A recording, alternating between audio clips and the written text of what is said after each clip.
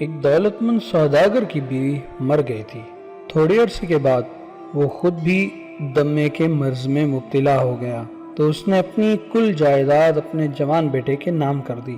لاکھوں کی جائیداد پا کر پہلے تو نوجوان لڑکا اور اس کی بیوی بچے سب سوداگر کی خاطرداری کرتے رہے، مگر سال 6 مہینے میں جوش ٹھنڈا ہو کر یہ حالت ہو گئی کہ علاج معالجہ بھی چھوٹ گیا اور کھانا بھی وہی ملنے لگا جو معمولی طور پر گھر میں پکتا تھا۔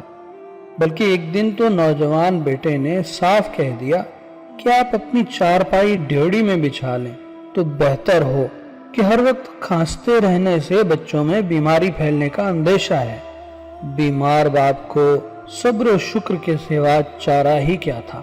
اس نے کہا، مجھے تو کوئی مسئلہ نہیں، مگر ایک کمبل اوڑھنے کو چاہیے کہ ابھی سردی واقعی ہے۔ نوجوان نے چھوٹے بیٹے سے کہا، بیٹا جاؤ دادا کے لیے گائے والا کمبل تو اٹھا لاؤ۔ لڑکا جھٹ سے کمبل اٹھا لایا اور دادا سے کہا، لو دادا، اس میں سے آدھا تم پھاڑ لو اور آدھا مجھے دے دو۔ دادا بولا، بھلا آدھے کمبل سے سردی کیا جائے گی؟ باپ نے بھی بیٹے سے کہا، دادا کو سارا ہی کمبل دے دو بیٹا۔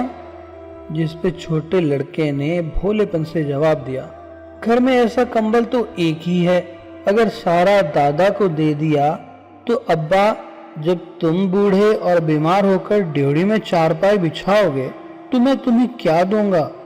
نوجوان باپ لڑکے کی یہ بھولی بات سن کر سن ہو گیا اور باپ سے معافی مانگ کر پوری اطاعت اور خدمت کرنے لگا، جس سے باپ بھی خوش ہو گیا اور عاقبت بھی سنور گئی۔